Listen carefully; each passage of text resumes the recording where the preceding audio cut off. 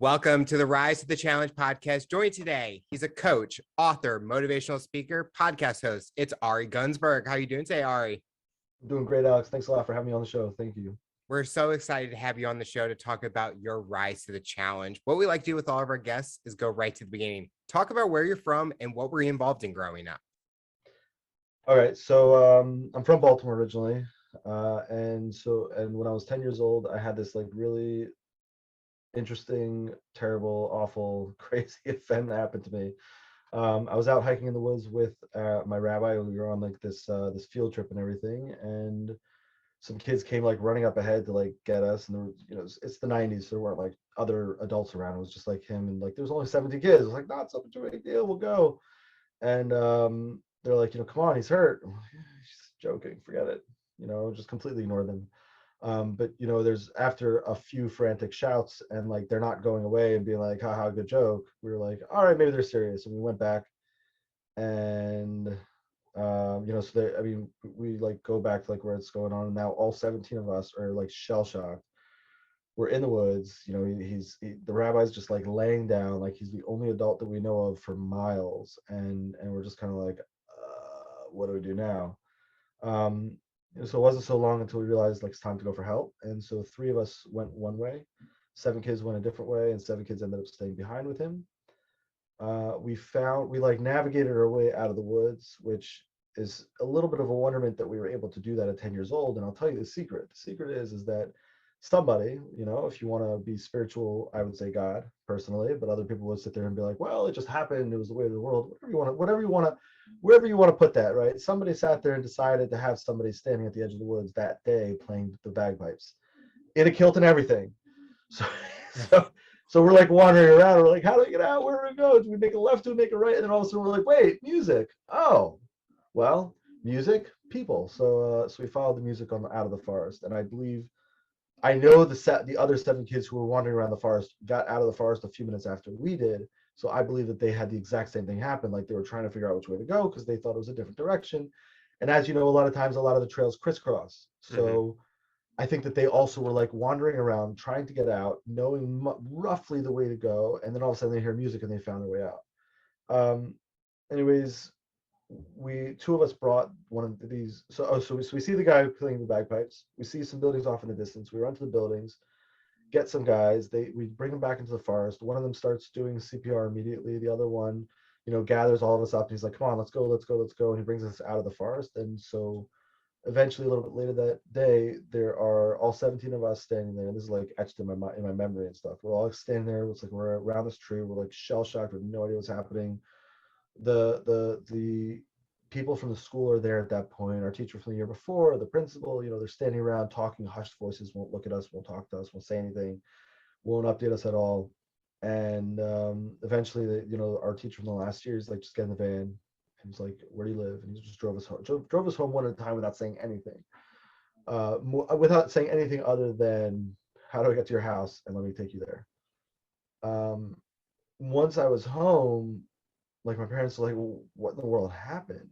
And so I told my dad like a little bit about what happened. He's like, well, let me call the school, I'll figure it out. And he calls the school and he's on the phone with him, and you could just like watch everything about his like facial features, and everything was like, okay, what's going on? And it's like like it just dropped, and like you're like, oh boy. And he like looks up at me and he's like, he's gone. And so at that moment, like we stood there in like the kitchen or the foyer or something. I remember the linoleum floor, but I don't remember if it was the kitchen or the foyer. Not that that's that important, but we sat there crying for like a really long time, and it just we just jumped right into the funeral, right into this, right into that. And so like it was just a really hard moment. And then a lot of the moments in that school following that were not really much easier for various reasons. And that brought me into like a different school, and that brought me into being with kids who all together, it's not like that it was their fault or anything, but like all together we started making a lot of choices that were not the best for us. And that led us into like these places where in our high school years, like I in particular like went through like a lot of different varied experiences with like a lot of different groups that probably I shouldn't have been in necessarily, and then also that not everybody necessarily goes through and stuff like that. And like they give you perspective. Sometimes they give bad perspective, sometimes they give good perspective. I believe for the most part, for me, they gave good perspective. But and then I'll just jump you kind of like up to where we are right now, right? So that was like the high school teenage years, and then I was kind of like straightening up on my own, like as I got into my early 20s. And there was like this period when I was like 19, when I moved in with a bunch of like Uber Israelis, like Yemenite Israelis and stuff like that, if that means anything to you. And a lot of their cultural, a lot of the ways that they acted culturally helped me heal from a lot of different things. And we can delve deeper into that if you want. But eventually I was like 24, 25, and also getting married and stuff. And then kind of like keeping all of these experiences that I had been through, I don't want to say secret, but kind of being like, they're not really anybody's business. I don't need to be that guy who's like always walking around being like, well, have you heard my story? Like it's Mm-hmm. just not me, right?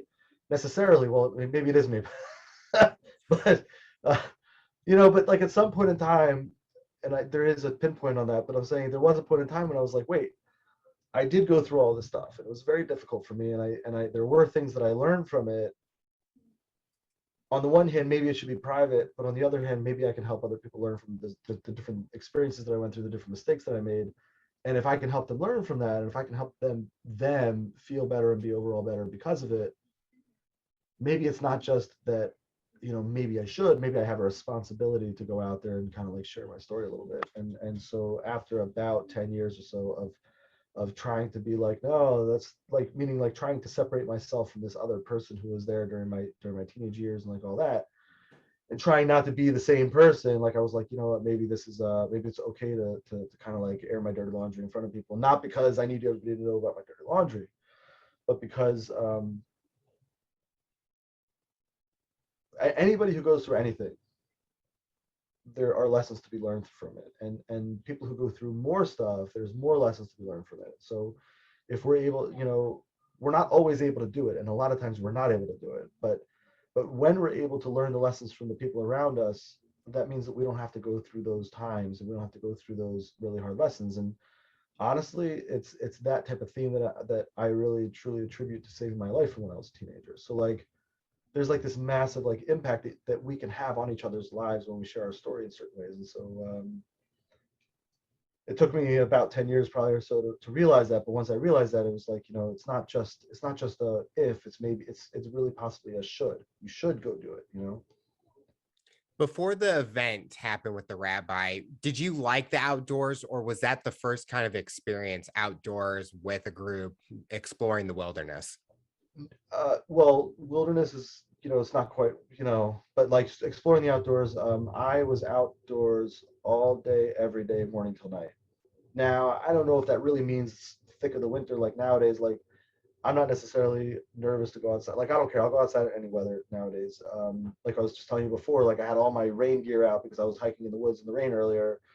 And I was very warm and very comfortable, even though it was getting rained on the whole time, because if you know what to wear and how to wear it and how to Mm-hmm. gear up and how to like, layer up and everything, you'll maintain your warmth and you'll be totally fine.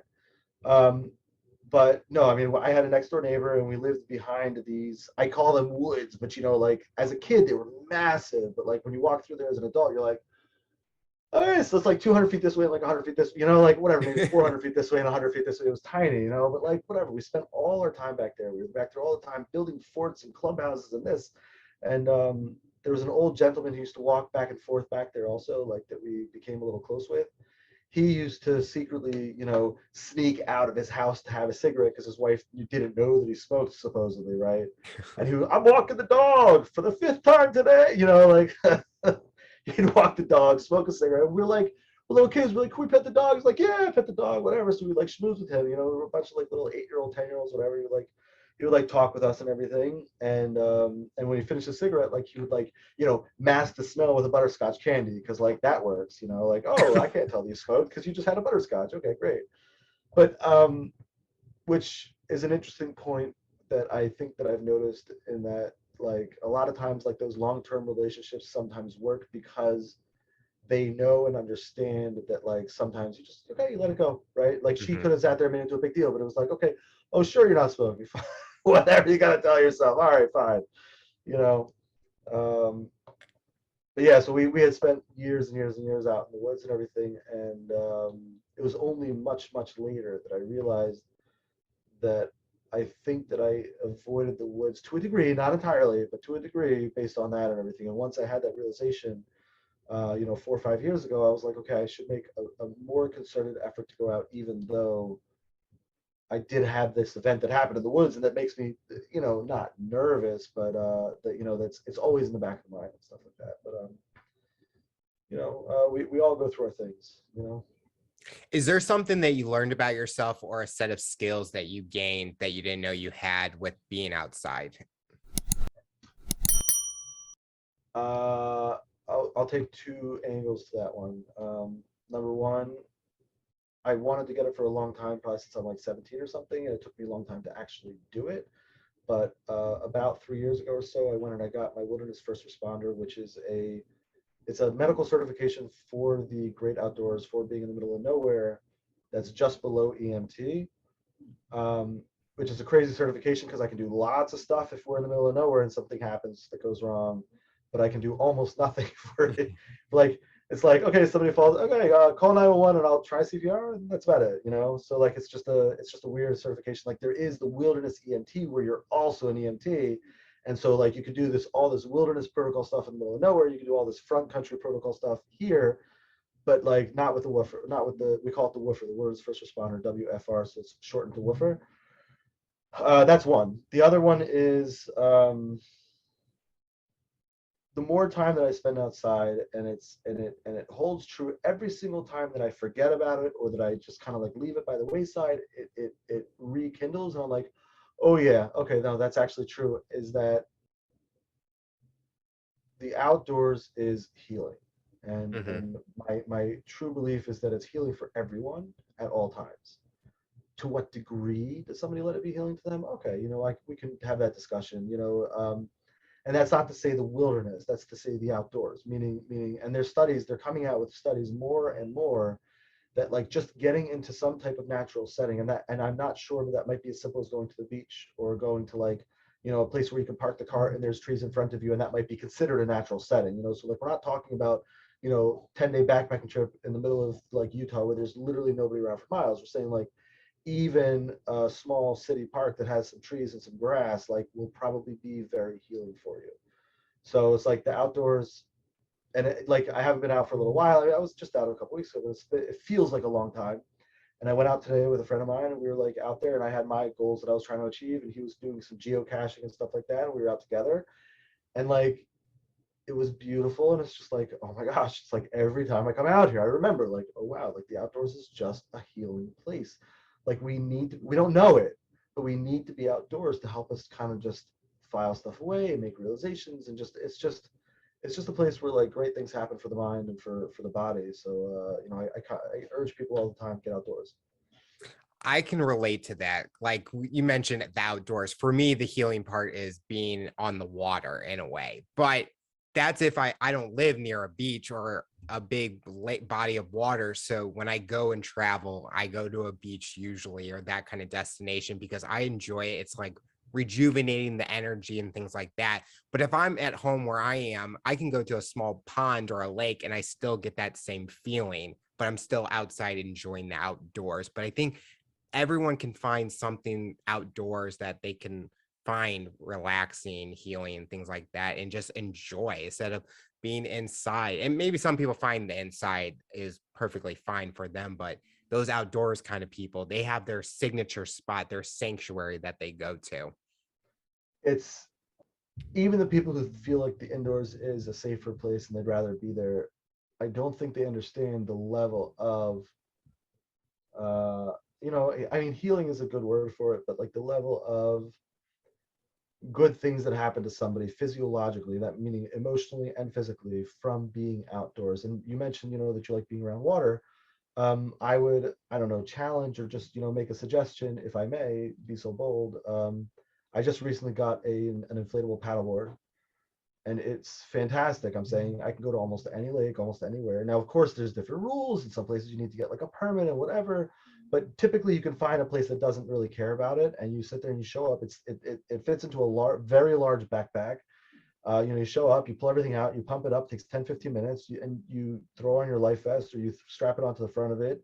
And if the water's at all cold, I would recommend that you throw the life vest on. But if it's like super middle of the summer and the water's warm and you know how to swim, it's still typically recommended to wear it. But that's a decision. It's much easier to make that, like, a little bit on the safer side. So anyways, you can go in the middle of nowhere. I'm saying I go to like these lakes and everything, and I just go on the lake and I do 6 miles on a paddleboard or whatever, and it's fantastic, and it's like super relaxing, except for the powerboats like slide whatever. I'm saying, but like you're out in the middle of nowhere. There's trees. You're on the water like laps around you. And like it's just really beautiful, and there's so much available to do, and it's like there's no like limit. Like if forests is not your thing, then maybe mountains. If mountains are not your thing, maybe rivers. If rivers is not your thing, then maybe lakes, maybe ponds, maybe oceans, maybe boats, maybe paddleboards, maybe kayaks, maybe whitewater, maybe not whitewater, maybe like I could just go on and on. Scuba, up high, down low, caving, like climbing. Like there's so many different aspects to it, and any one of them is people just do a lot better outdoors. You talked about the traumatic experience that you went through. If you were at a different age, maybe older, do you think you had been able to process it a little bit differently than when you were 10 at an age that you kind of don't know what's going on maybe at that time? Meaning what? Are you asking if I would have gone for help quicker, or are you No, no, asking if I no. would have When you were in that, understood before I yes, got home that maybe that was gone? Maybe he was yes, gone. yeah, you kind of Yeah, analyze what was happening. yeah. I think there's like, and this is something that I'm still learning, right? Like there's a level of like, I guess, reading between the lines that like we have to kind of start doing at a certain age, and sometimes like some of these aspects of reading between the lines don't happen till we're 25 or 30, right? And we're like, oh, maybe I need to read between the lines here. Like the fact that happened and that's not a normal way for this person to react, they must be going through a lot of stuff. Like that takes a long time to get the Mhm. maturity for some people to like be able to put that together. Um, and sometimes people will say something to you and like they mean for you to read between the lines, and you're like, oh, that's what they were really saying. They weren't really telling. But yeah, certainly if I had been even probably a few years older, I probably um I don't know, maybe it would have been, maybe it's like a 20 plus thing. Like, yes, he was sitting there not moving, um but hope is forever, right? And so there's always that, like, well, maybe he's not. And I don't even know, like, I guess at 10 you don't really have a good concept of death. I don't think we ever really have a good concept of death, but Yeah. like, at 10 you for sure don't have a good concept of death. And so it's one of those, it's yeah, I think older maybe would have made it a little bit easier to kind of put those pieces together. But even then, like I was saying before, hope is forever.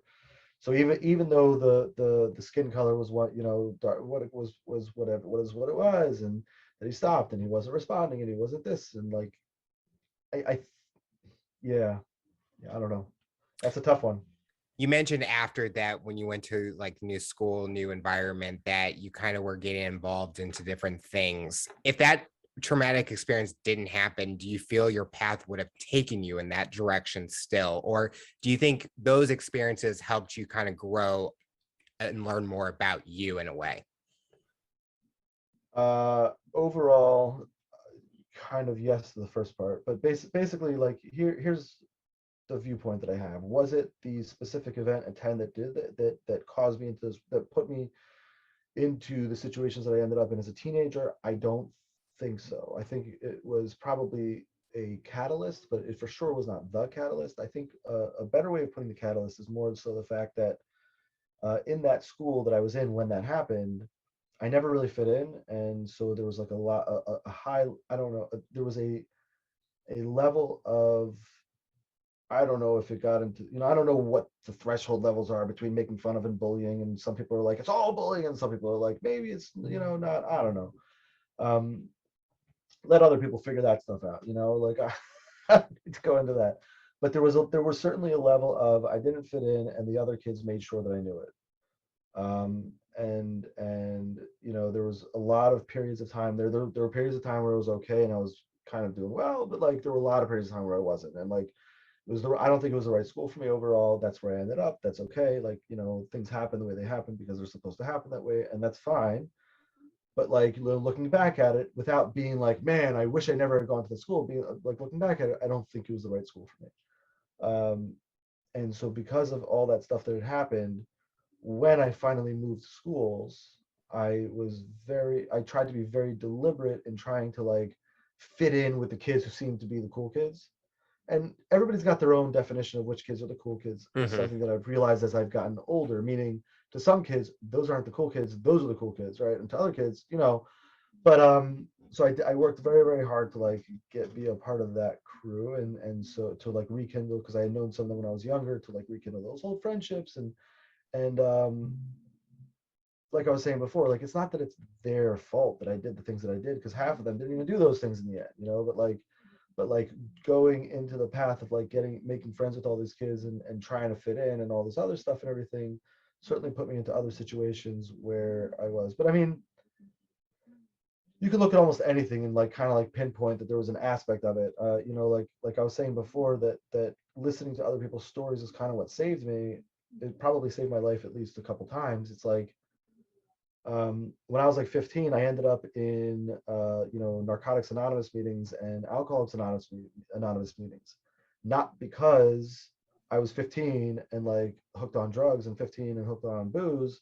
I was 15 and wanted to learn how to drive, and I wasn't really in high school at the time. And so like this guy's like, I'll teach you how to drive, but you got to drive my car and you got to drive it to NA and you got to come with me. And I'm like, okay, whatever, yeah, let's go. And so like I was in there like listening to these people talk about these crazy stories that happened, and then I was like shooting heroin, and I was this, and I did this, and like, my buddy's dead, and like this, and like my entire life was in shambles, and I had no idea. And I'm like, oh my gosh. And then like later on when I was doing all this recreational stuff, there was this line that I just would not cross.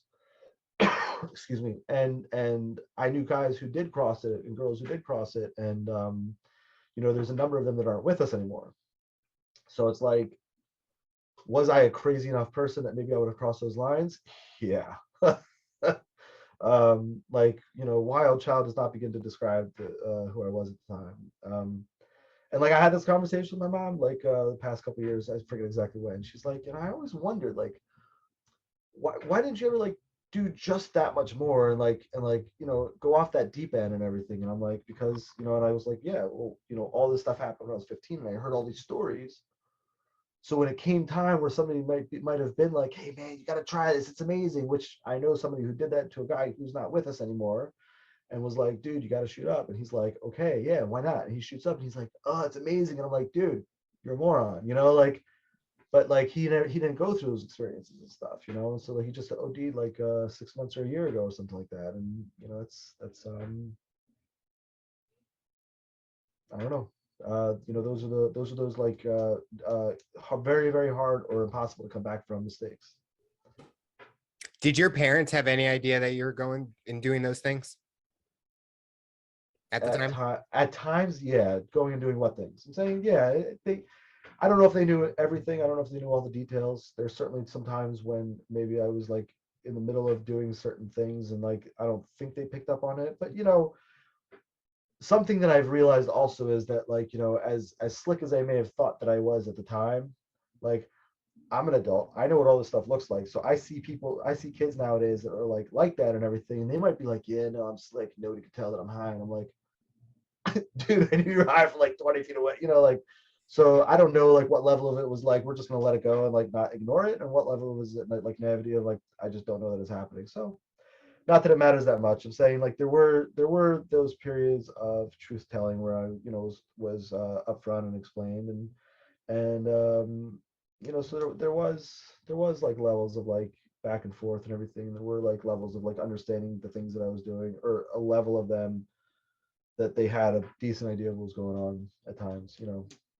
Growing up, did you have anybody that you had inspired to be like, or a mentor in your life? Yes and no. Sometimes the wrong mentors. um, it's funny who we idolize, and it's funny how later time comes and you're like, wait, maybe I shouldn't have. When I was a high school dropout in this pizza shop that I worked in during my high school years and stuff, there was an older, I want to say a couple, because like they usually were a couple, but they weren't always a couple, and kind of like I think it was like like coupling out of convenience more than out of anything and stuff, and like they had their own problems. I'm saying like they were like minimum wage workers, like I don't know how much education they had, and like I'm giving you the negative side and the downside and stuff like that, you know, like and like he was addicted to heroin and like you know, it was just like but like it was weird because like I looked up to them in some ways and like there's certainly and as much as I say that and somebody might be listening and be like, well, what the hell's wrong with you? You know, the guy who, even though he had this like massive addiction, massive problem, like he was so positive. He had such a positive outlook on life. And so like, and the lady also like she was just like she's just like yeah, she had her own problems, like probably with booze and other stuff, but like she, like every single day it was like, well, how you doing today? It's like I'm doing great, you know, or like some days it was like, no, I'm not doing great at all. But like for the most part, it was like this positive attitude, this positive outlook on things and everything, even though like if you look at it from the outside, especially as an adult, you might be like, dude, there's a lot of parts of your life that suck, you know? But like they just had these like positive ways of looking at things. And then other times, you know, you look up to people and you think that they are the bee's knees and you're like, this is amazing. And they're like making all this money, they're doing all this. And it's only later that you kind of pick up and realize you're like, oh, they're completely miserable. Like they hate their life. And like they might have all of these things that a lot of people consider to be the hallmark of success, but they don't really have anything Hmm. because they're actual there's parts of their life that are in shambles. So I think the best thing that I can say about that is based on my own experience. You know, it's first of all, it's really good to have a mentor that you can actually go and talk to, and I've had that or tried to have that a number of times, and you know, there's different things that broke them down for various reasons. But um, even if you have people that you look up to, try and look up to them and understand that they're still human. So when they prove to be fallible, which they will be, that you understand and can cut them a break. And that doesn't mean follow them in their fallibility, but like when they do something and you hear about it and you're like, oh my gosh, I didn't think that they were that type of person. You can sit there and still take all of the good that you saw and maintain that viewpoint and take all of the not good that you heard about and kind of recognize that they're human and be like, okay, well, maybe I have to disconnect my relationship with this person. Maybe I can't know them anymore. Maybe there's this, maybe there's that, all these different aspects to it, but I can still hold on to this good person part of them that I was always aspiring to be, because it would be a noble cause to try and get to be like that person or to do this or to do that. So that, you know, we don't always have to throw the baby out with the dish with the bathwater. We can sometimes, you know, sit there and be like, okay, that's all the dirty part. We're going to throw that away, but we're going to hold on to this good part and keep that. Well, that's definitely true with celebrities. A lot of people look up to them and they only see the positives, what's in the media and things like that. And then that one article about a negative thing about them. And it's kind of like their whole look at them goes down the drain because of that one small thing. But I think celebrities kind of put this front on, and then you know that something's going to come out that starts that downward spiral, and we have to all look at that and be like, they're just as human as we are. Like you mentioned, they're possibly going through similar things. We just may not know that they are at the time.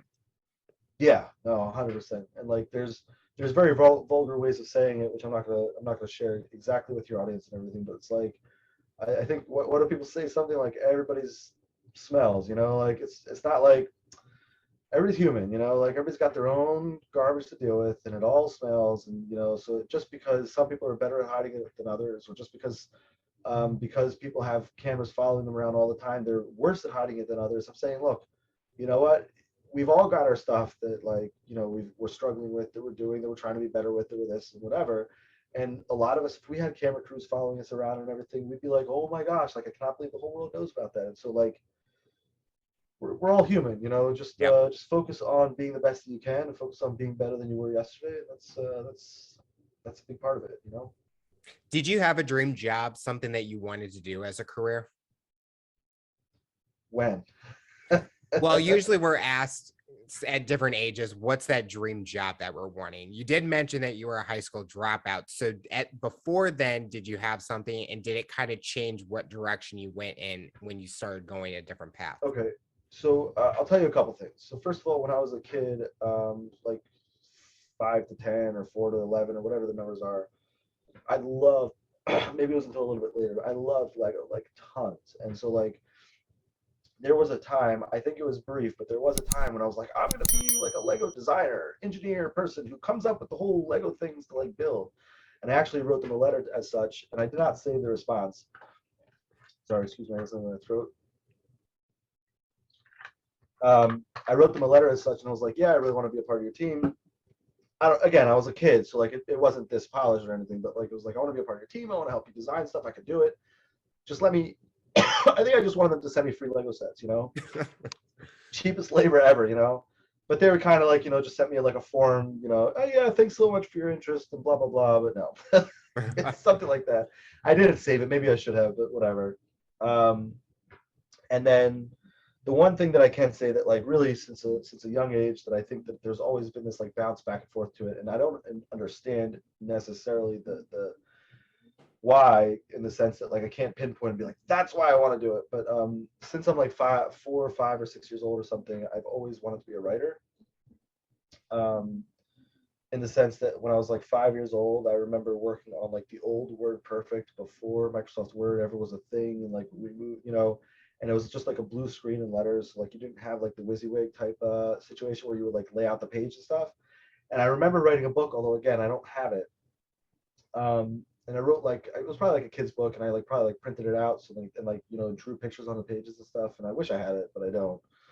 Um, and then you know like I put together like a quasi novel and stuff in my teens and everything, and I never published it. And so like I've always had this like and I wrote a bunch of poetry in my teens and stuff like that, songs, poetry, whatever you want to call it.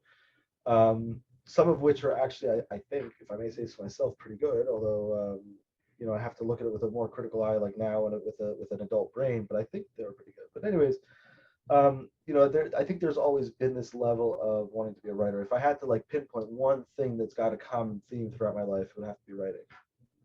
Was writing a way to express thoughts that maybe you couldn't say out loud? Certainly in my teenage years, yeah. And to some degree, it's easier. Uh, as get more and more into speaking, I find that I'm pretty okay with saying stuff in front of. I tell people it's like weird, you know, like usually one-on-ones, like if I'm out with a friend, I won't necessarily get into the personal stuff, but you put me on a stage in front of hundreds of people, and it's like, well, can we talk about this? And it's like, yeah, sure, let's go. Let's like bear it all.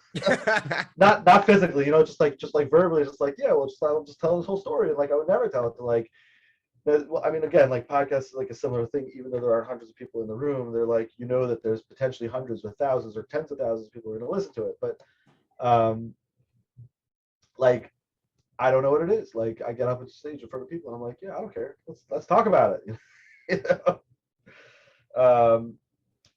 But yeah, I mean, so writing is I'm able to get my thoughts out a little bit clearer, able to polish them off a little bit better. And you know, obviously the editing process allows you to kind of sit there and like, you know, okay, I've got this stuff to say, and you like slam it all out, and you look at it, and you're like, okay, maybe if I tweak this or tweak that or tweak this or tweak that. And you know, one book that at least the end of it was a very formative, like with the general rules, not like the specific grammar rules, but the general rules is the Strike White's Elements of Style. You know, like it's a classic. Basically, if you ever want to write, or if you're ever interested in writing at all, check it out. As an author now, what's your main message you want readers to get out of your books Uh, or your writing? the overall theme, I would say, is hope. Typically,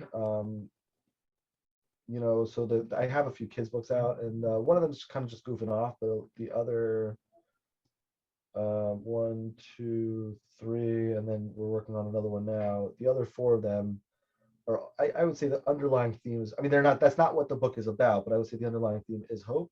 And then the 5 keys to greatness. You know, like it's it's always looking at a sunnier tomorrow. You know, and that's not to say that today needs to be unsunny, but like, you know, how can I improve for the next day? And so that also has that. Again, the book is not about hope. The book is about improving ourselves and bringing ourselves above the cult of average, and turning ourselves into, elevating ourselves and giving ourselves this element of everyday greatness, you know, and that's what the book is really about. But it's got that undercurrent of hope, I think. Are you someone that you're always coming up with new ideas? Like you talked about, you had a few kids book, but are you always planning for that next one? And are your books like a series, or they're kind of just different versions? I'm so I the books are not currently my sole source of income, in the sense that I'm unfortunately not able to be like, I'm a writer and that's my main thing that I do. And like if I could come out with my novel or a nonfiction or whatever and it sold 100,000, 500,000 copies, I could be like, okay, look, I write, and sometimes I do a couple other things, but that's all I do. Mm. I'm not there just yet. If you know anybody who wants to buy 500,000 copies, I have a book for sale. No, but I mean, so writing's not the only thing that I do. Do I have other ideas? Yeah. I mean, I'm going. Before the show started, you saw me with a video with one of the projects that I'm working on and everything. And I don't know. I know that I talk fast. I don't know if you felt like I was talking fast when I was spitting out, like, some ideas for that video, like to the editor and everything. Um, but yeah, I mean, I'm constantly working on the next thing or the next number of things, or I have the ideas percolating about a bunch of stuff that I want to get out the door. And so I have to kind of like take the notes and the ideas from those things and put them into a file, so that if and when I ever decide to try and put the project into the real world, I have the stuff to refer back to. Because what ends up happening is, if I were to work on every single project that I ever thought of all the time, I would never get anything done. Yeah. And so I like to try and keep it to only a few projects and work on getting those projects to some level of completion before looking at other projects and saying, what am I going to do with this and everything. Do you like having those different career paths or those different opportunities than just a normal like 9 to 5 office job? You're able to kind of explore different avenues and kind of have that freedom. To a large extent, yes. I'd prefer to be doing it from a slightly different angle that, as of right now, I can't control. Um, like, to be doing it from an angle of, I guess you could say, like, less pressure and less stress, where like it's, I'll give you an example. Since COVID hit and everything, I had to reopen my design business. So like, for different cash flow and everything, because of like speaking, like the whole industry kind of dried up to a large degree, not entirely, but so there's an element of stuff that I have to do for that business that adds additional pressure to me, that I'm like, okay, well, I also have to get this in addition to all these other things I'm working on. I also have to get these done and take care of these. And sometimes I have to prioritize them because they are clients and they're paying, and I want to make sure that their stuff is done at the right time and everything. And so like, yeah, like I'd love to be at the point where I'm able to like kind of just work on only the things that I really want to work and not really anything else. But we're not there yet, and so it's a process. And we work through that process to try and get as close to our ideal living as we possibly can. And whatever else we can't get, that's it. We get what we can. What's the kind of, is it like design branding, or like, Oh, what I do? is it like videography kind of stuff? It's a little bit of everything. It depends on what the clients. I don't run around looking for clients. It's a lot of word of mouth. So if a client needs something, I mean, I do websites, I do video, I do branding, I do logos, I do this. It depends on who the person is. So I recently did a branding project with some advertisements. I recently did they already had the logo, so I just did a couple of videos in the website, and then somebody involved in that company hired me for another thing. And also, like, in the middle of it, I was like writing different things for like the video and stuff, and they're like, I really like this line. They're like, but I can't trademark it. I'm like, why not? I'm like, I'm not a lawyer, I can't advise you or anything, but you should talk to a lawyer, because when I do the searches for it, it looks like it's totally fine to trademark. And he's like, oh, let me reach out back out to another lawyer. And he reaches back out. He's like, yeah, I'm trademarking now. I'm like, yes. I mean, I'm not billing him for it. Maybe I should. I don't care, whatever I'm saying. But like, I love the idea that, like, thank God I'm able to come up with ideas that my clients look at it and they're like, ooh, that part of the idea is trademark worthy. We're going to do that. So that's pretty cool. Did you learn those skill sets organically, or did you learn from someone, or how did you find that you had that kind of talent? There's a level of organics that happened with it, and there's a level of taughtness that happened with it. But I would say for the most part, organically. In ninth grade, my friend and I ended up in this like tech school. Like they were trying to like do like a new thing. We were only there for a year, but I mean, this is 1999 or something like that, 1998, something like that. And like, who had a computer by every single desk in a school in 1998? You know, like nobody did it. Whatever the year was, 90, I don't know, but like nobody did that, but they did it. And so his uncle was in the design field or something, or in websites and stuff. So he got a copy of Adobe Illustrator and Adobe Photoshop from his uncle, and he brought it into the classroom, and we put it on both of our computers, and we started like just doing these things with Adobe Photoshop. We were just playing around, right? Like, we're in class, we're bored, like the rabbi's talking, we're like, yeah, oh yeah, we're listening. You know, no, but like, I mean, the rabbi knew that like we had trouble like necessarily paying attention sometimes to certain things, and so he would also sit there and do it. He'd be like, okay, look, instead of sitting in class and doing all this stuff, I'll tell you what, here's a scene from the Bible. Why don't you guys illustrate that scene in the Bible? So we would sit down on Photoshop, and we'd sit there and study the scene and learn all this stuff and sit there and create this representation of it and everything. I still have some of those drawings actually. Um, and so like, you know, so that's part of the organics. A few years later, I had already dropped out, and I was my dad saw like an article, an ad for this like vocational program doing this type of thing. So he got me into that, and I spent 6, 7 months learning under the tutelage of an artist there. This guy, Jordan Kaplan, who's like a multimedia artist in his own right. Like, he does mostly music, but he does a lot of other stuff also. And then so that was like not that was like more like the taught aspect of it. And then a few years after that, I got a computer and started trying to get clients. And then like there was this like massive like I'm gonna say organic, but it's not fully organic, because like you learn from listening to other people who talk about stuff that you know, and from like watching other people do it, and like videos online and tutorials and this and whatever. So like, you know, learning exactly what I needed or wanted to learn at the time for a particular project, and then, you know, bring that forward into everything else. And so there's just, I don't know. I, I like that there's like different ways that you kind of learned it over time, where when you were in school, they kind of incorporated into what you were learning so that you could still learn how to do Adobe products, but you're also getting to learn what the rabbi wanted you to do. Right.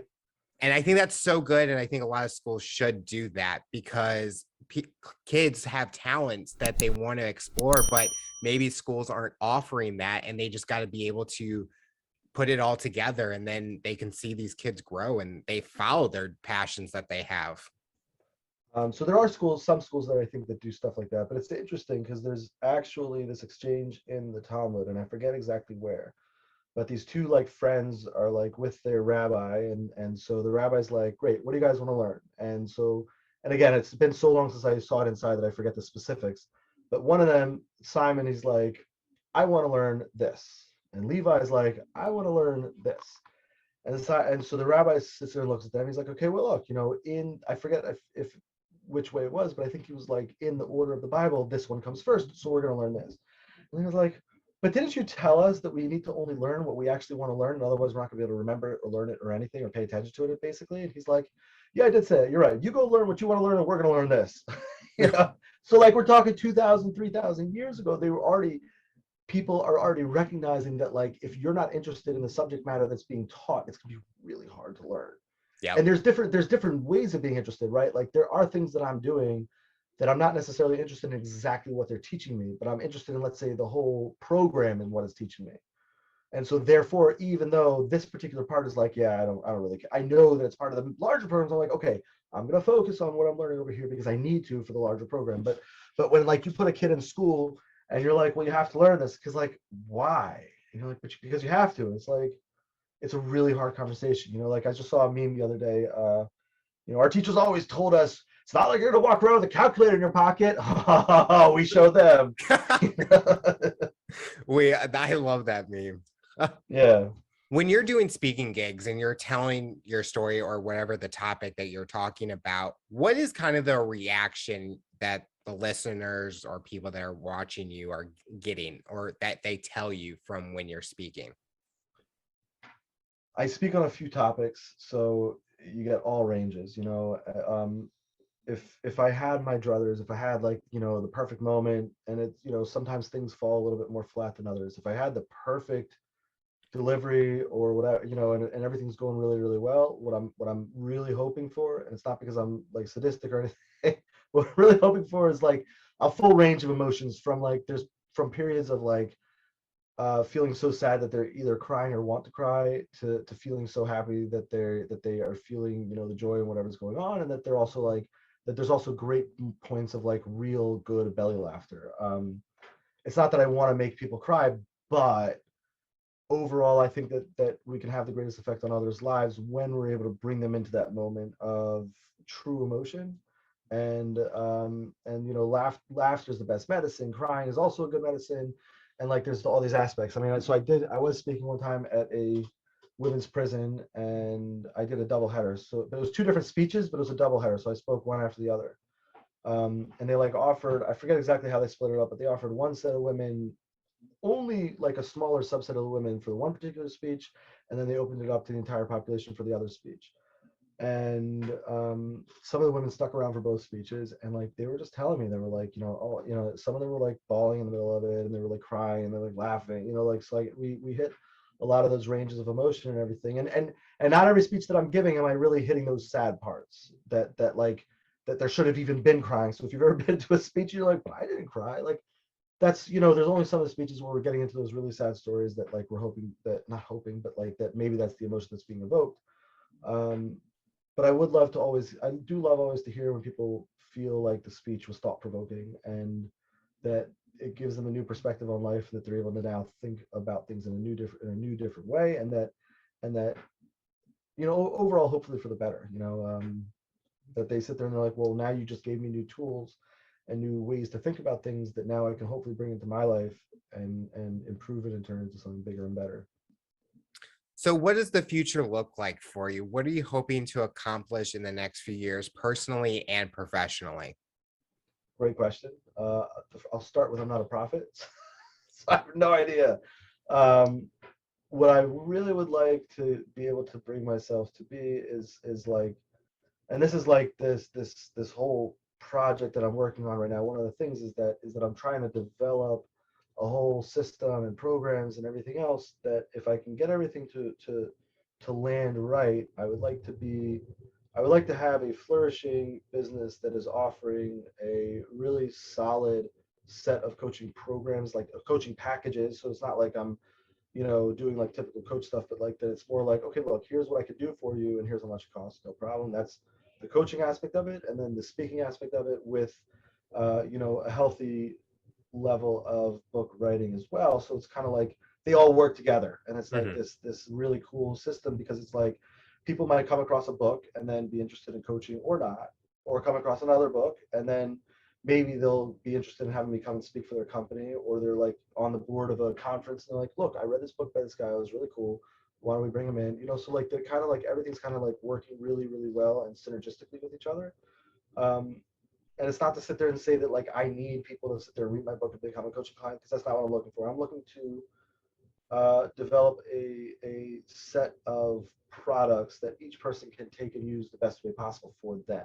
So if that means that they want to do stuff on their own with a video course, if that means they want to do stuff on their own with a book, with if they want to do coaching, if they want to do it in a group setting with like either group coaching or with speeches and stuff, like there's so many different ways to get these points across. And you know, the main thing for me is that like if people feel like it was beneficial to their life and help them, that's it. That's the main point. I like that there's different options because everyone kind of works or listens or learns differently. And doing a book or a speech or a course or a video, it kind of hits on all those parts because someone in a company is utilizing one of those four or however different alternatives you have. So I like that it's going to possibly have those different avenues that they can look at. Yeah, and I have something that's like way, way pre-launched just because I've got distracted with different projects. I was telling someone about it the other day again. That is, and you asked about the future, so this is like a big part of the future. Hopefully, if I can ever get it up and off the ground, it's like a grassroots thing that has the potential to just help thousands, if not millions, of people across the world. And like the way that I have in my head to set it up, and there's a few things that I have to hammer out, which is why it's not like in a pilot program already. But it's like this grassroots thing that just, I basically would like kind of like put together the overall design. This is my concept, is put together the overall design, be like, okay, now it's ready to be packaged, it's ready to be given out to the world, get a few pilot programs going on, testing it out, getting some feedback, maybe making some tweaks based on that feedback, and then when it's ready, being like, okay, world, here's my gift, and let's see what we can do with it. But it's a little premature to delve into details about that, but hopefully I'll have time to work on it eventually. The final question I'll ask you, for someone that's listening to this interview based on your journey and experience, what tips or advice would you give them to overcome obstacles, accomplish their goals, and rise to the challenge?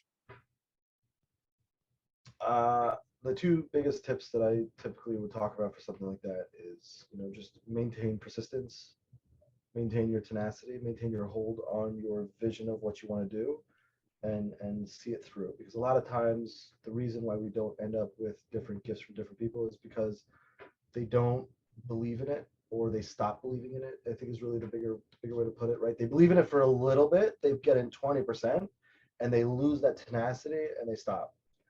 And that's actually one of the 5 keys to greatness. It's the last one, the T for tenacity.